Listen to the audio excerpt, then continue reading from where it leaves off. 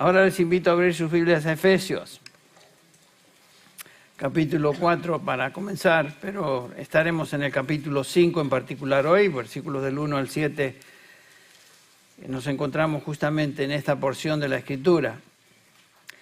Si ustedes han seguido el argumento del apóstol Pablo, y yo he tratado de enfatizarlo a través de cada domingo, podemos notar el flujo de su instrucción práctica, comenzando con el capítulo 4, versículo 1, donde Pablo se dirige a estos cristianos y a nosotros, y nos está enseñando acerca del andar cristiano.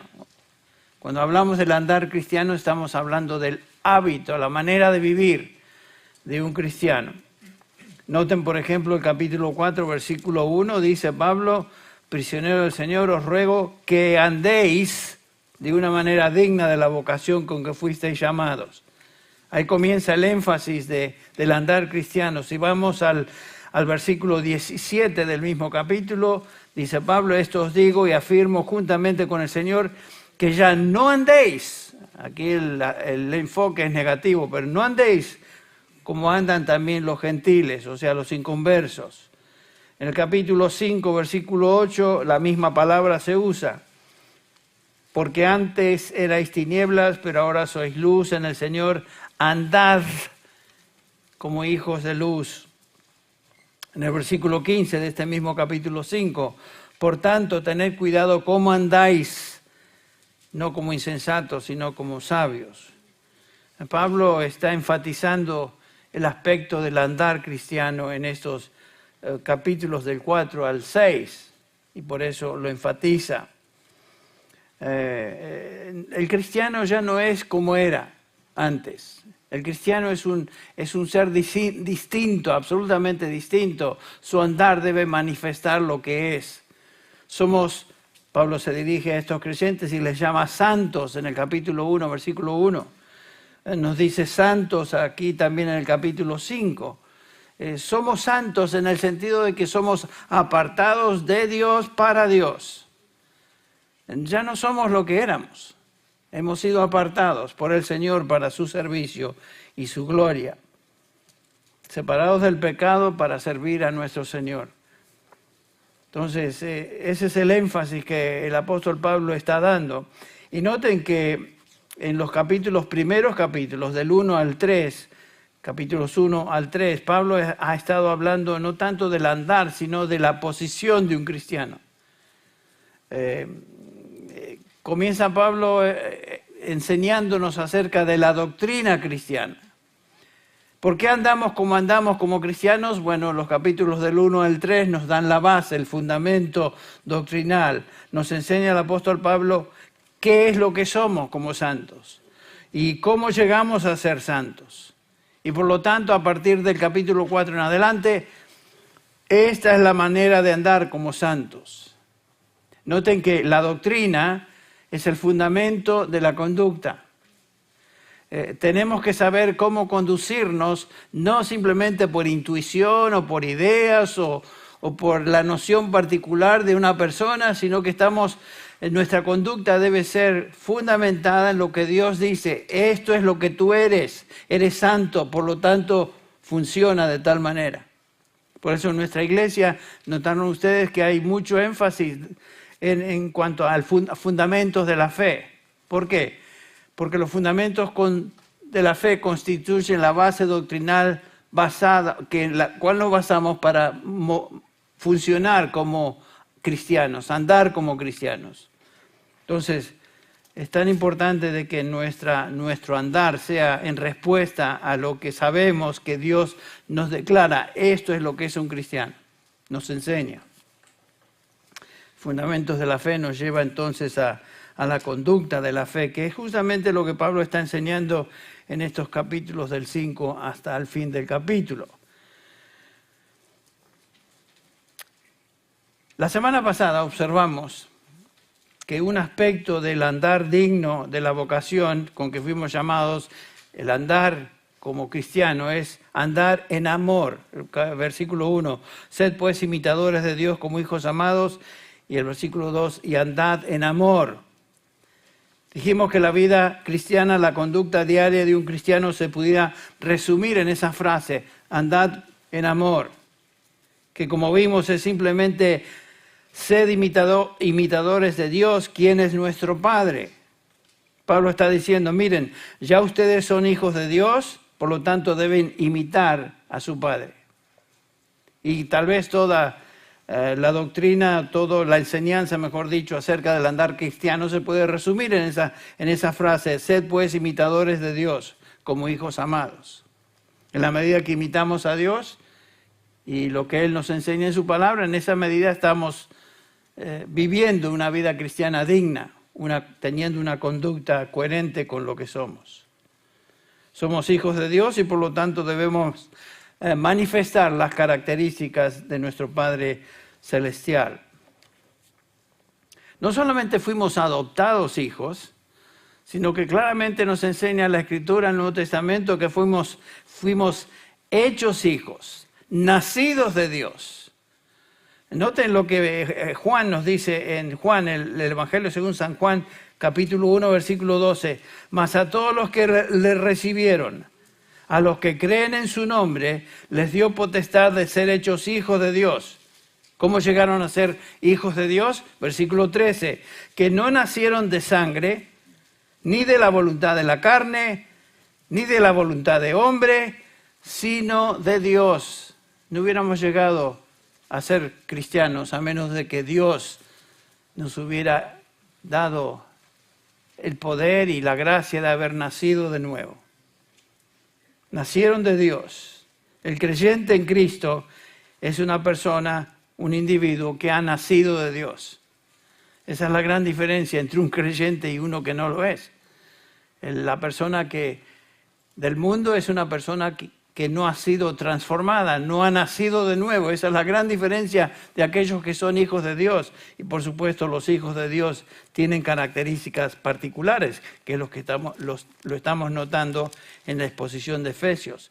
Noten el apóstol Juan otra vez, en el capítulo 3 de la primera epístola de Juan, el versículo 1 dice, mirad cuán grande amor nos ha otorgado el Padre para que seamos llamados hijos de Dios.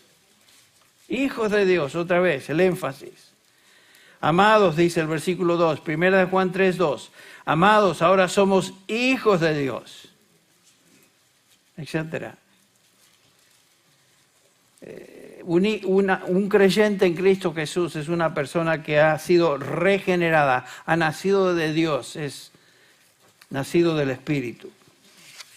Cuando nacimos de nuevo, la simiente incorruptible de Dios fue colocada en nosotros por medio de su Espíritu, quien reside en nosotros. Por eso somos distintos de lo que éramos antes y distintos al resto del mundo. En Gálatas 4:6, Pablo hace hincapié en esa realidad. Versículo 6, Gálatas 4:6, por cuanto sois hijos, Dios envió a vuestros corazones el Espíritu de su Hijo, el cual clama, Abba, Padre. Tenemos el Espíritu de Dios en nosotros, tenemos el Espíritu de Cristo, que es también el Espíritu de Dios. O sea, el Dios Trino habita en nosotros, particularmente por medio del Espíritu. Y ya que el Espíritu de Dios está en nosotros y somos sus hijos, la vida de Dios está en nosotros y por lo tanto debe manifestarse. Lo más natural para un hijo de Dios debe ser imitar a Dios, quien es su Padre. No es algo trabajoso, no es algo tedioso, no es algo que nos trae dolor, todo lo contrario. Si somos hijos de Dios, hemos sido transformados por su Espíritu, lo más natural es ser como Él. Querer, desear ser como Él, imitarle. ¿Cómo lo imitamos? Bueno, de una manera particular, Pablo nos enseña acá es a través del perdón, extendiendo perdón unos a otros. Pero lo imitamos siguiendo lo que Él nos enseña en su palabra. Entonces, en primer lugar, Pablo nos exhorta a imitar a nuestro Padre y en el versículo 2, Pablo nos describe quién es nuestro modelo o ejemplo en esa imitación. Cristo es quien nos amó y se dio a sí mismo por nosotros. amamos a Dios, debemos imitar a Dios, y el ejemplo fundamental, el mejor ejemplo que tenemos es la persona de Cristo Jesús, quien nos amó y se dio a sí mismo por nosotros, ofrenda y sacrificio vivo. El andar en amor, entonces, es el andar como Cristo anduvo.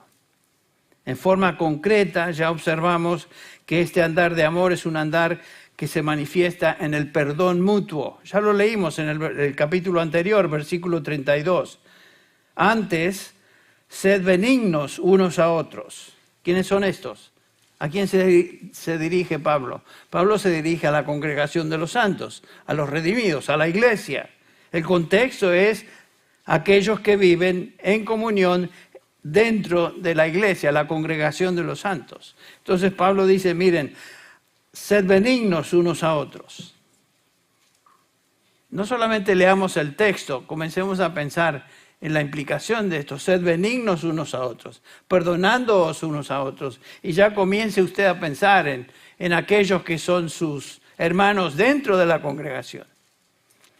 Porque esta exhortación va dirigida a nosotros para que la apliquemos dentro del contexto del cual Pablo aquí se refiere, que es la iglesia.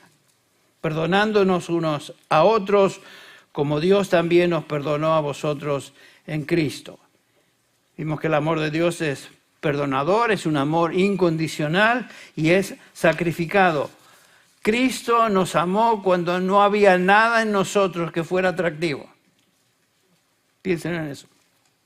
Cuando estábamos muertos en delitos y pecados, capítulo 2 de esta misma epístola, siguiendo la corriente de este mundo, esclavos del pecado, siguiendo la lujuria de nuestra carne, siguiendo todos los deseos que nos llevaban a pecar. Y sin embargo el Señor, en esa condición, cuando estábamos en esa condición de muerte espiritual, por el gran amor con que nos amó, dice el versículo 4 del capítulo 2, nos dio vida. No porque éramos bonitos, éramos lindos, buenas personas, todo lo contrario.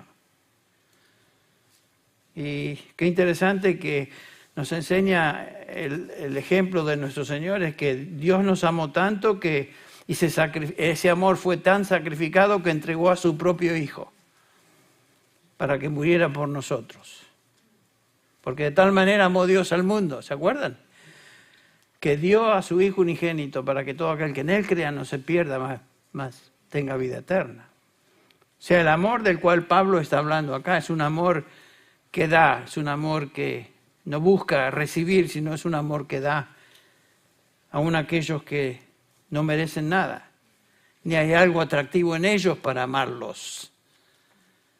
Que me puse a tratar de ir más lejos de eso. En mi propia experiencia esta semana estaba pensando, bueno, si Dios me amó de tal manera, cuando no era nada atractivo para Él, ¿cómo es que su amor no va a continuar conmigo y va a perseverar cuando ahora soy su hijo? No quiere decir que ahora soy atractivo, simplemente soy cercano a Dios y Dios me ama porque ahora soy su hijo. Entonces, cuando era enemigo de Dios, me amó y me salvó. Ahora que soy su hijo, que he sido reconciliado, ¿cómo no va a continuar en ese amor para conmigo?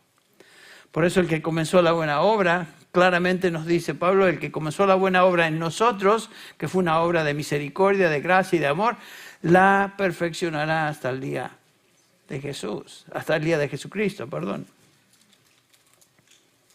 Entonces, si vamos a ser imitadores de Dios, como Pablo nos indica acá, nos exhorta, debemos andar en amor, y la única manera de andar en amor es amando y perdonándonos unos a otros, sin esperar nada de la persona amada.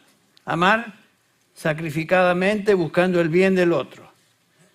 Ese es el amor de Dios, ese es el amor al cual somos llamados. No es un amor sentimental, no es un amor así de hasta que me vengan los sentimientos, los feelings, entonces sí voy a amar, porque no es así. Dios no está enamorado de nosotros. Dios nos amó a pesar de lo horrible que éramos en nuestra condición de pecadores. Y Pablo utiliza en Romanos 2 pasajes en particular que nos llaman la atención. Pablo describe este tipo de amor siguiendo el ejemplo de Cristo, cuando en Romanos 14, él dice el versículo 7, porque ninguno de nosotros vive para sí, ni ninguno muere para sí. Pues si vivimos, el versículo 8, Romanos 14, 8, si vivimos, para el Señor vivimos, y si morimos, para el Señor morimos. Así pues, sea que vivamos o que muramos, del Señor somos. Y aquí tenemos el ejemplo de Cristo. No trató de conservarse, sino que se dio a sí mismo para redimirnos. Y en el capítulo 15 de Romanos, el que sigue, dice Pablo en el versículo 2, cada uno de vosotros agrade a su prójimo en lo que es bueno para edificación, porque ni aun Cristo se agradó a sí mismo. Piensa en eso otra vez, en los hermanos y las relaciones que tú tienes con los hermanos de la congregación y que yo tengo con ellos. ¿Cómo podemos buscar el bien de nuestros hermanos? Porque eso es lo que nos manda hacer la palabra de Dios, amarles haciendo algo al respecto, no simplemente, les amo. No, se demuestra en acciones. ¿Cómo podemos buscar el bien de nuestros hermanos? ¿Cómo puedes agradar a tu hermano edificándole según sus necesidades? No todos tenemos la misma relación unos con otros, estoy consciente de eso. No podemos porque estamos limitados por nuestro contexto geográfico y no podemos pasar el mismo tiempo con todos. Pero en tu red de relaciones con hermanos en Cristo, en la iglesia, en la congregación, ¿cómo puedes tú aplicar esto? ¿Cómo puedes demostrar amor para con tu hermano? Y no solamente eso, sino perdonarle en sus faltas. Porque realmente cuando nos vemos unos a otros y cuanto más cercanos estemos el uno con el otro, nos damos cuenta que hay faltas, hay fallas. ¿Notaron eso? En la medida que conocemos a alguien, podemos estar muy impresionados por un tiempo, pero si lo llegamos a conocer de cerca, nos damos cuenta, no es tan interesante la persona como yo pensaba. No es tan lovely como yo esperaba. ¿Por qué? Porque encontramos fallas. Pero ¿saben qué? Esa misma persona tiene la misma idea de ti. Este no es como yo pensaba. Entonces nos forza a lo siguiente. No podemos descartar el mandamiento del Señor. Simplemente amamos, demostramos amor a pesar de lo que veamos o sintamos. Nada que ver con eso. Tengo que tomar la iniciativa. ¿Qué es lo que puedo hacer para edificar a este hermano? Para que él crezca, para que madure o ella en el Señor. El amor de Dios no es egoísta. Y lo que siempre debemos estar buscando es no servirme a mí mismo primero, sino servir a otros. Cristo murió por nosotros, a favor del pecador, aun cuando éramos muertos en delitos y pecados. Estábamos muertos en delitos y pecados. Ustedes recuerdan la ilustración de Cristo, que lo hizo a propósito en el capítulo 13 de Juan, cuando el Señor está en el aposento alto antes de ser crucificado. Está con sus discípulos ahí en el capítulo 13 de Juan, una descripción muy preciosa. Y notamos que este es durante la última cena, antes de ser crucificado, y los discípulos, en lugar de estar pensando en su Señor, están pensando el uno acerca, ¿quién va a ser el primero en el reino de Dios? Miren qué sentido tan torcido de lo que es amor, y discutiendo quién sería el primero en el reino. Y en el medio de esa charla y discusión, el Señor se levanta, dice el versículo 4, se levantó de la cena, y uno diría, bueno, se habrá disgustado el Señor. Están hablando tonteras, pues me voy. No, dice el Señor, y dice ahí el pasaje, y se quitó su manto, tomando una toalla, se la ciñó, luego puso agua en un lebrillo y comenzó a lavar los pies de los discípulos y a enjugarlos con la toalla con que estaba ceñido. Piensen eso, esta era la tarea del esclavo más bajo en la casa. Esa era su tarea, de atender a los visitantes y lavarle sus pies. Y estos discípulos no eran dignos de esa atención y cortesía, y sin embargo el Señor se levanta, se ciñe, comienza a lavar sus pies, sabemos el resto de la historia. ¿Y qué quiso decir el Señor con eso? Bueno, claramente nos enseña la lección este pasaje en el versículo 12, dice así que después de que les hubo lavado los pies, tomó un manto y volvió a la mesa y les dijo, ¿sabéis lo que he hecho? A ver, si sois tan preocupados de quién será el primero en el reino de los cielos, déjenme hacerles esta pregunta, ¿sabéis lo que os he hecho? Vosotros me llamáis maestro y señor y decís bien, porque lo soy. Pues si yo, el Señor y el Maestro, he lavado vuestros pies, vosotros también debéis lavaros los pies los unos a los otros, porque ejemplo os he dado para que como yo os he hecho, vosotros también hagáis. Noten la demostración de amor del Señor. Amor humilde, sin buscar que pongan atención en Él. Amor sacrificado, lo hace. El amor se demuestra por acciones, no simplemente diciendo, oh, te amo, oh, os amo. Y después de haber demostrado esta vívida lección, bajamos la vista al versículo 34 del mismo capítulo, y dice el Señor, un mandamiento nuevo os doy, que os améis los unos a los otros, como yo os he amado. Él ha demostrado eso ya, que también os améis los unos a los otros. Y en esto conocerán todos que sois mis discípulos, si tuviereis amor unos por otros. Noten qué importante, qué clave es la demostración del amor mutuo. Porque el resto de la gente va a saber que somos del Señor cuando ve esa demostración de amor unos por otros. Ahora, de regreso a Efesios, capítulo 5. Pablo manda a estos creyentes en Éfeso a andar en este tipo de amor. Esta es la presentación positiva del amor de Dios. En el versículo 1 tenemos el mandamiento a imitar a Dios perdonándonos. En el versículo 2 tenemos el ejemplo que nos da el apóstol en la persona de Jesucristo. Y en los versículos del 3 al 4 que vamos a considerar ahora, el apóstol Pablo nos da un contraste. Estas son demostraciones de cómo el amor no debe ser expresado. Existen prácticas, actividades, maneras de andar que son absolutamente opuestas al amor del que Pablo ha estado enseñando. Son perversiones de ese amor y es justamente lo que el apóstol Pablo quiere enfatizar en los versículos del 3 al 4. Si Dios establece el amor verdadero como el estándar de conducta para el creyente, el diablo y el mundo tratarán de corromper y producir un amor falso.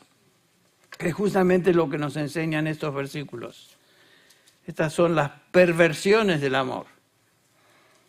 Nos hablan estos versículos 3 al 4 y sirven como contraste a lo que acabamos de ver.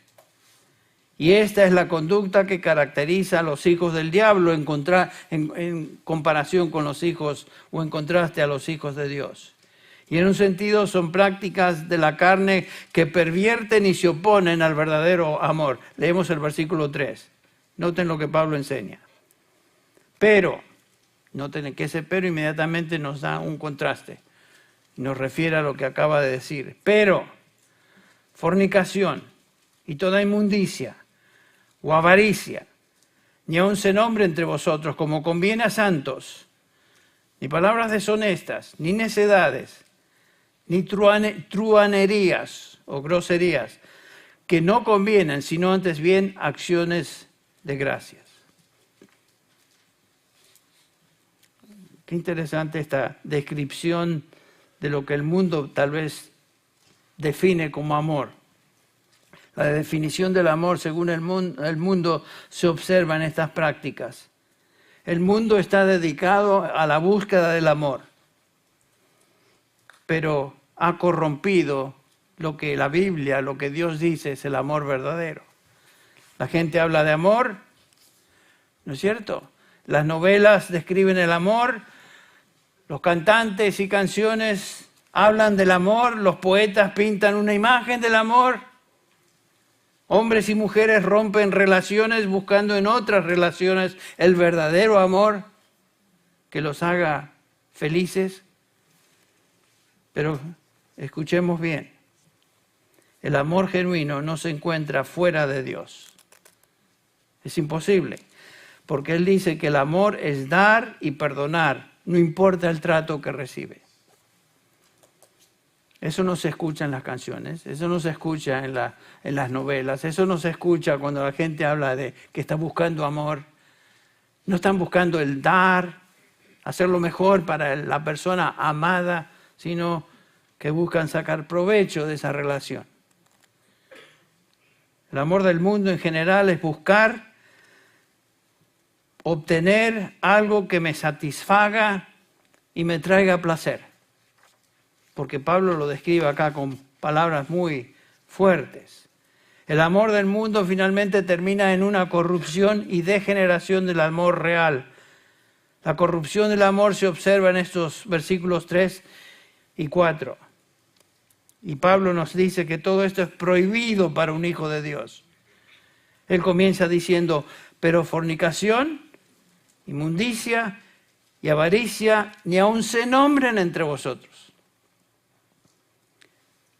Noten las tres palabras con las cuales él comienza, y estas tres palabras están ligadas la una con la otra. No es fácil hablar de estas prácticas, entre paréntesis. Uno quisiera evitar describir estas cosas, pero la Biblia es muy clara en enseñarnos que esto es lo que el mundo vive. Sería tal vez más fácil hacer un skip y pasar a otro versículo, pero ahí están. ¿Qué vamos a hacer?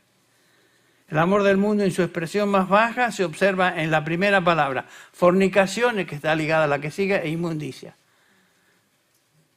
Estas características son opuestas al andar en amor y son intolerables para un santo. La palabra fornicación es la traducción de la palabra griega porneia, de donde sacamos nuestra expresión hispana o palabra española pornografía. Y aquí Pablo nos está hablando no está hablando de fotos y películas y revistas y cosas del internet, porque no existían, por supuesto. Pero aquí Pablo está hablando a lo siguiente, se refiere a todo tipo de expresión física, sexual ilícita, la pornografía, la pornea. Mujer con hombre, hombre con hombre, mujer con mujer, relaciones homosexuales, relaciones con animales y todo tipo de perversión sexual cabe bajo esa denominación pornea. Entonces, no vamos a hablar más de esto, simplemente es obvio que tenemos que mencionarlo por lo menos porque el apóstol Pablo aquí lo menciona. No está explicando en detalle, pero sí lo menciona. Y es claro en el contexto, por ejemplo, de la iglesia allá en Corinto, que a eso se refiere una relación física ilícita cuando se dirige a los corintios en el capítulo 5 y dice lo siguiente, en efecto se oye que entre vosotros hay porneia, inmoralidad, fornicación, etc. Y una inmoralidad, una pornea tal que ni siquiera existe entre los gentiles. Versículo 1. Al extremo que alguno tiene la mujer de su padre. Esta era la relación absolutamente ilícita, prohibida, donde un individuo tenía una relación sexual con su madrastra. No era su madre, su madrastra. Eso cabe bajo la rúbrica de pornea, de fornicación, que aquí Pablo describe o menciona. Y acuérdense que aunque no tenían acceso al internet, estos creyentes, ni tenían acceso a películas, ni tenían acceso a libros, ni pornografía como hoy la conocemos, conocían su medio ambiente, perfectamente lo conocían. Y no había tal vez un contexto más asqueroso, por decirlo así, que la actitud que los griegos tenían para con el sexo. En Corinto, la principal diosa era... No, Diana está en Éfeso, así que lo conocemos. Era la diosa del amor, Afrodita. En Éfeso, Diana, parecido. Estos eran antros de prostitución. Pero, o sea que la gente conocía bien lo que Pablo está diciendo cuando usa la palabra fornicación. Está hablando de toda actividad prohibida desde el punto de vista cristiano, pero que estos creyentes antes participaban y vivían en esas cosas. Así que entienden perfectamente bien. Y Pablo les habla de eso, justamente.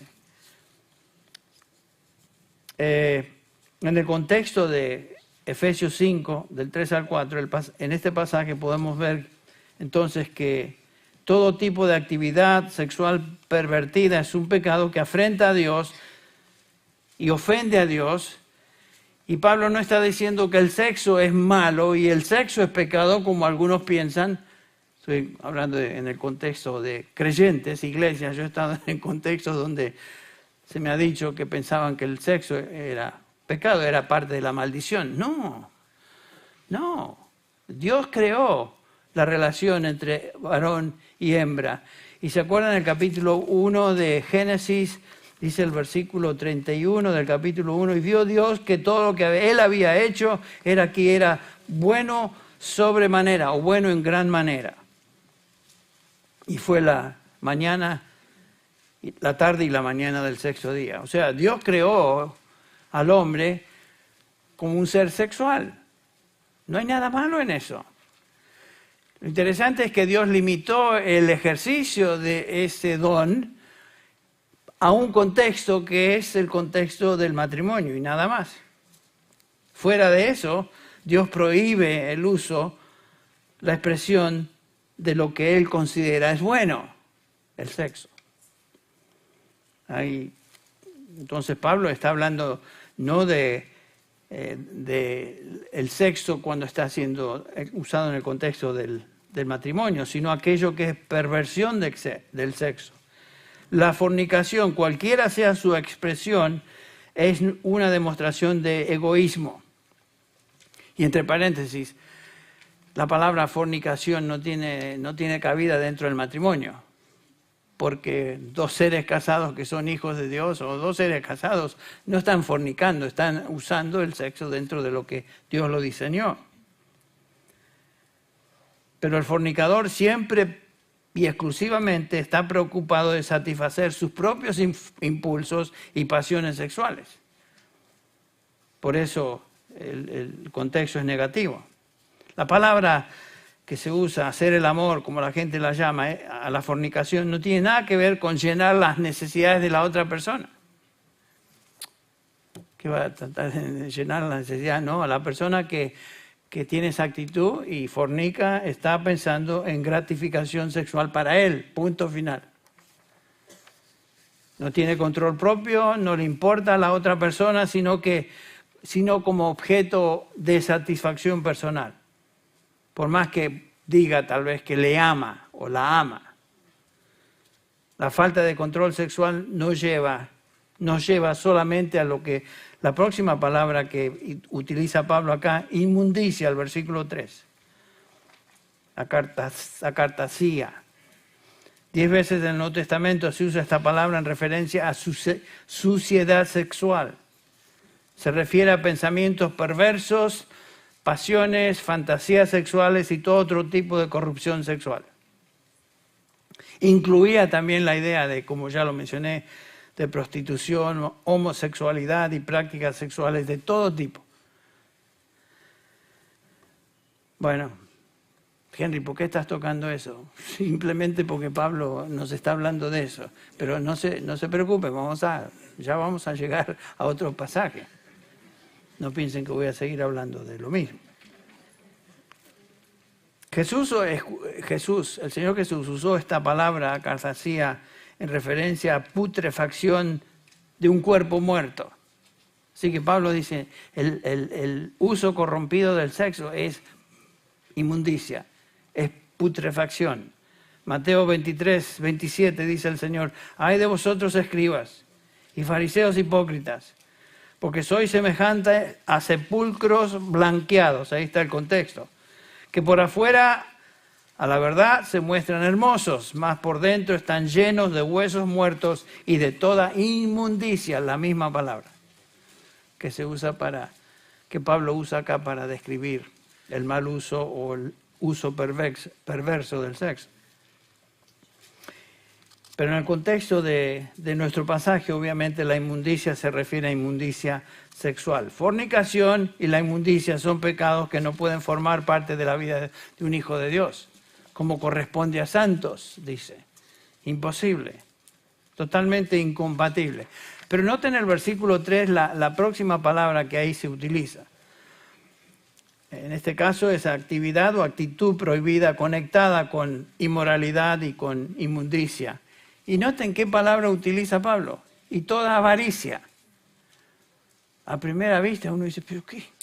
¿Dónde cabe esto en el contexto de perversión del sexo? ¿Qué es esto? ¿Por qué avaricia? ¿Por qué codicia?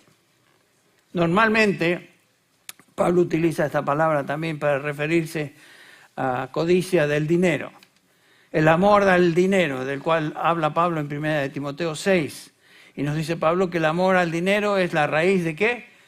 Todos los males. No el dinero, sino el amor al dinero. Y por supuesto, no solamente el dinero y todo lo que el dinero puede comprar. Todo lo que el dinero ofrece, que son cosas de todo tipo. Casas, botes, barcos, autos.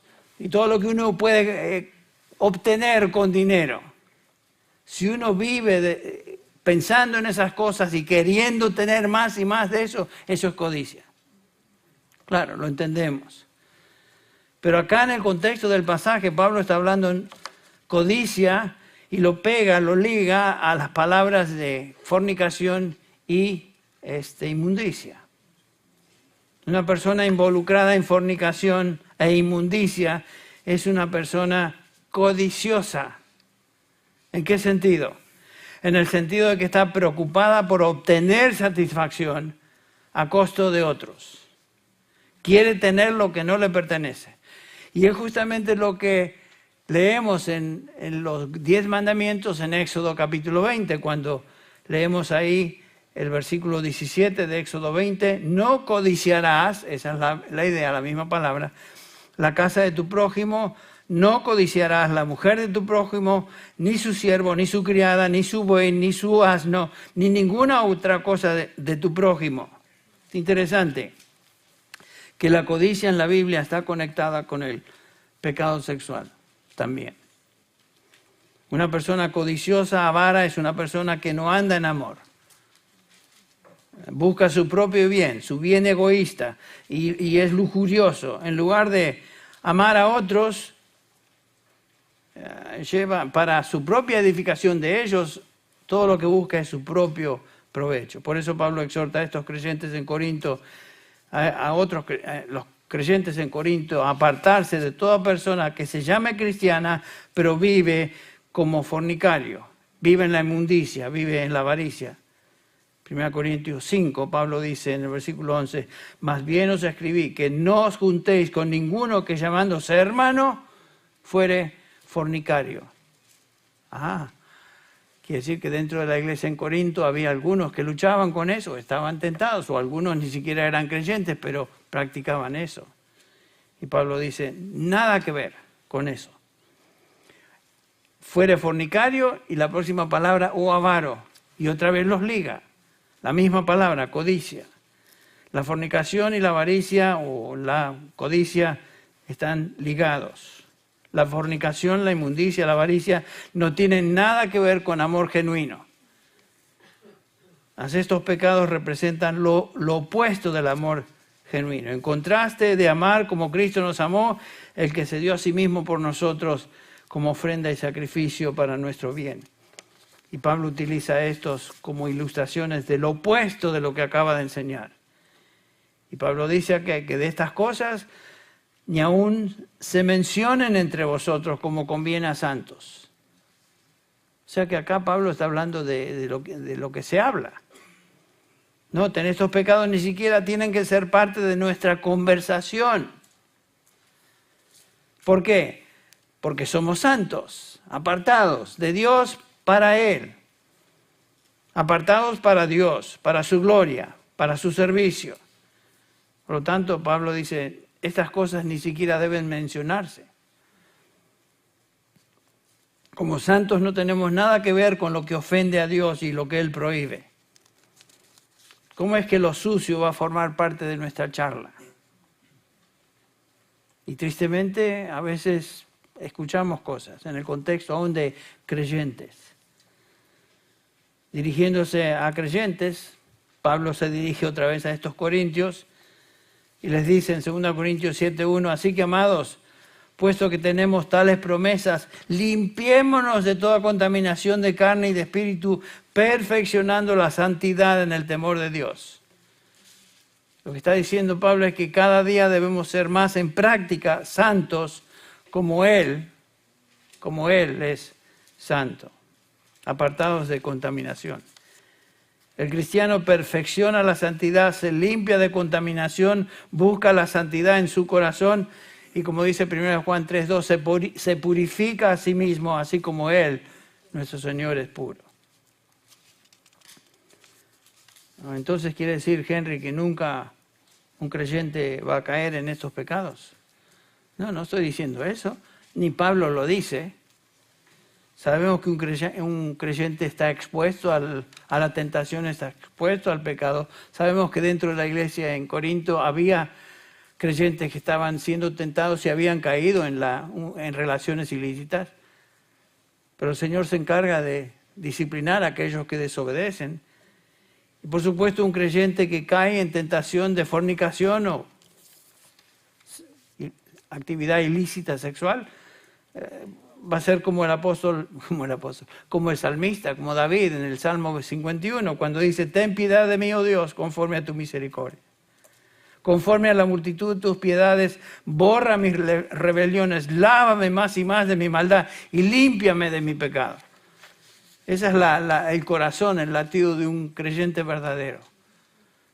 Y Pablo continúa en el versículo 4 diciendo, el versículo 4 de nuestro texto, diciendo a los hijos de Dios, no solamente que tengan una conducta limpia, sino que ni siquiera hablen de cosas que son turbias o sucias. Ni palabras deshonestas, dice el versículo 4, ni necedades, ni truhanerías que no convienen, sino antes bien acciones de gracias. Palabras deshonestas, ¿qué es eso? Se refiere a obscenidades en general.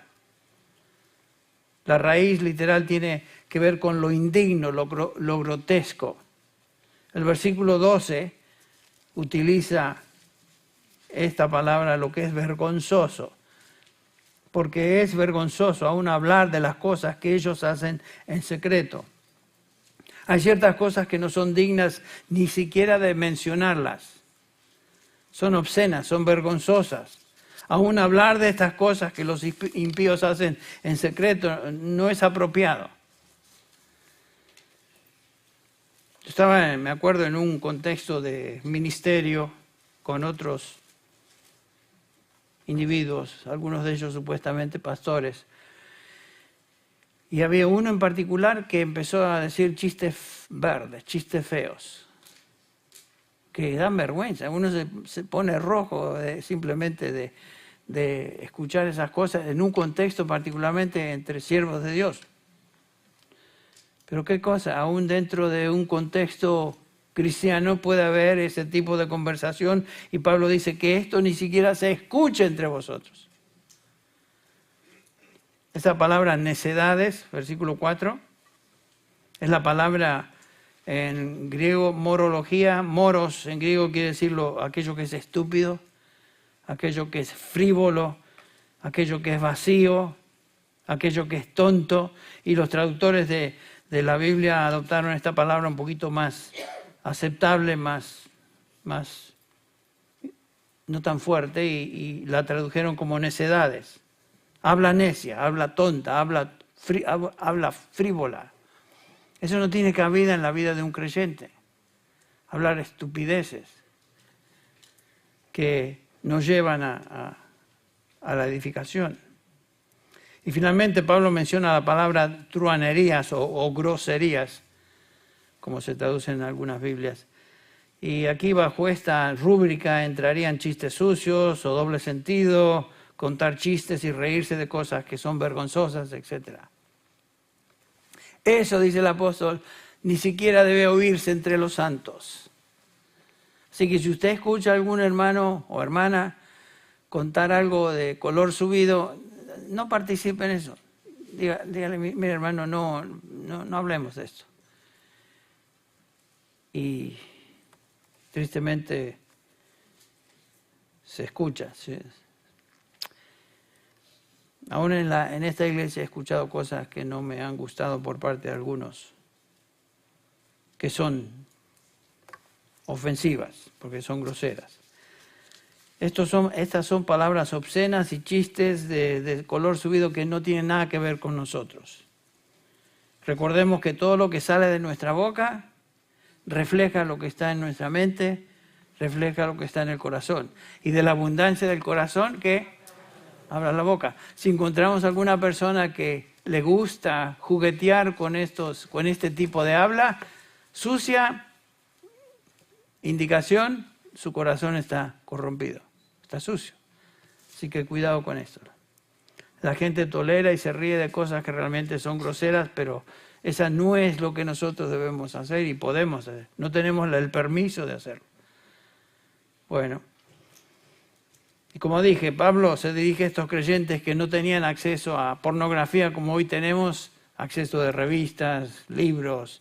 Uno va al aeropuerto y notaron ustedes que va a comprar lo que sea en uno de esos kioscos y aparece un montón de revistas y cosas que son absolutamente descriptivas y que son sucias. No tenían eso en la época de cuando Pablo escribe a esta gente, pero estaban acostumbrados a escucharlas. Y se hablaba de eso, y se reían de eso. Y Pablo dice, miren, toda esa inmundicia, toda esa suciedad no tiene ni siquiera cabida dentro de nuestra vida. Y en lugar de tolerar estas cosas, en lugar de participar de estas cosas, Pablo dice que nuestra vida se distinga por acción de gracias. Qué interesante, ¿no? ¿Por qué Pablo incluye esta exhortación en este lugar? Bueno, tal vez por lo siguiente, el ser agradecido es lo opuesto de la codicia, de vivir para satisfacer lo que en la carne pide. Una persona agradecida, un cristiano agradecido, no está pensando en sí mismo, está satisfecho con lo que Dios le ha dado, con lo que Dios ha provisto. Y eso es suficiente, es agradecido. Además de que tenemos la exhortación en 1 Tesalonicenses 5:18, estar siempre gozosos, orando en todo tiempo y por todo dar gracias. Y esta es la voluntad de Dios para vosotros. Esa es la voluntad de Dios para nosotros, ser agradecidos.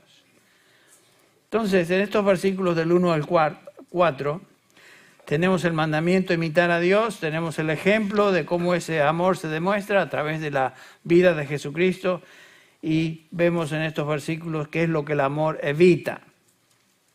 Estas definiciones que dimos y que hemos estado considerando en estos minutos.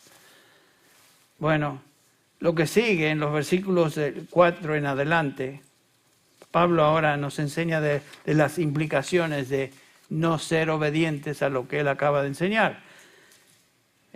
Pablo dice en el versículo 5, porque con certeza sabéis esto, que ningún inmoral, impuro o avaro, que es idólatra, tiene herencia en el reino de Cristo y de Dios.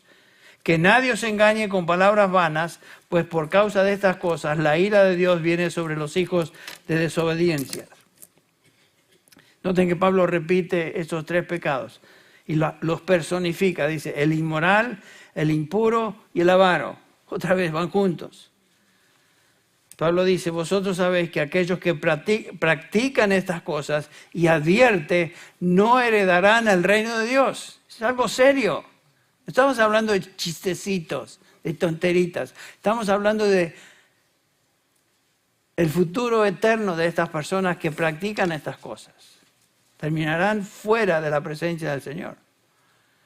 Acuérdense que hemos sido transferidos del reino de las tinieblas, el diablo y todas sus cosas, al reino de su amado Hijo, al reino de la luz. Entonces no podemos vivir haciendo y practicando cosas que nos distinguían en ese contexto. Vivimos en otro reino, somos distintos a lo que éramos.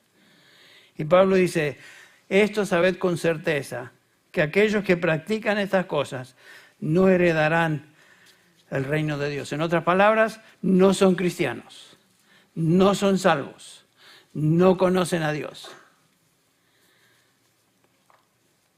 Y Pablo otra vez está hablando de un estilo de vida, no que un creyente no puede caer en uno de estos pecados. Pablo está hablando de alguien que se distingue por estas características de ser avaro, de ser inmoral, de ser impuro. Es la misma lista o idea que Pablo nos da en 1 Corintios 6, cuando les dice a estos corintios, ustedes eran este tipo de personas, pero ahora habéis sido lavados, habéis sido santificados, fuisteis justificados. Ya no sois lo que erais, somos otras personas. Si alguien se llama cristiano y continúa en uno de estos estilos de vida, simplemente da evidencias que no conoce a Dios. No conoce a Dios. Por eso ninguno, dice 1 de Juan, o Juan, el apóstol en 1 de Juan 3:9, ninguno que es nacido de Dios practica el pecado. ¿Por qué? ¿Por qué no, Juan? Porque la simiente de Dios permanece en él y no puede estar pecando porque es nacido de Dios. No puede una naturaleza nueva caracterizarse por lo que le distinguía cuando era el viejo hombre. Esa es la idea. La gracia de Dios en la salvación nos ha enseñado de otra manera. Tito 2, dice Pablo, porque la gracia de Dios se ha manifestado trayendo salvación a todos los hombres, enseñándonos que negando la impiedad y los deseos mundanos, vivamos en este mundo sobria, justa y piadosamente. Versículo 12, Tito 2:12. El castigo de una vida de pecado, como aquí se describe, es una eternidad separados de Dios. Estos individuos, dice Pablo, no tienen herencia en el reino de Cristo y de Dios. Este es el medio ambiente de la salvación, el reino de Cristo y de Dios. Estamos en el reino espiritual.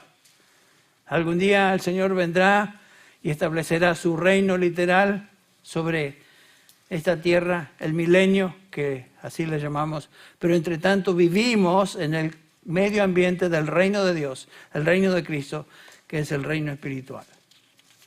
Y Pablo dice que aquellos que desobedecen y viven según sus pasiones, la ira de Dios viene sobre los tales, y estos son hijos de desobediencia. Pablo aquí los describe. Algunos tratarán de enseñar que no importa cómo uno vive, después de todo Dios nos perdona y nos ama. Noten el versículo 6, que nadie os engañe con palabras vanas, porque hay falsos cristianos y hay falsos maestros que enseñan cosas vanas, vacías. Por causa de estas cosas, la ira de Dios viene sobre los hijos de desobediencia. Aquellos que enseñan, no importa cómo uno viva, al fin y al cabo Dios perdona, Dios te ama. Vale, da rienda suelta a lo que quieras.